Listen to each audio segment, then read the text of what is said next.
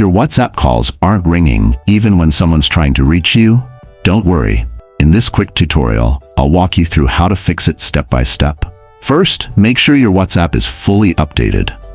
Open the Play Store, tap on the search bar, and type WhatsApp. If you see an update button, tap it and wait for the update to finish. Once that's done, go back to your home screen. Now, tap and hold the WhatsApp icon until you see the App Info option. Tap on that. Scroll down a bit and select Storage and Cache. Here, tap Clear Cache. This removes temporary files that might be causing the issue. Next, go back and hit Force Stop, then confirm by tapping OK.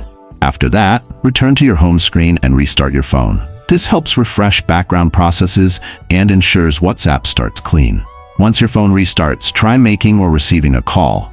Your ringing issue should now be fixed. If this helped, don't forget to like, comment, and subscribe for more quick tech fixes.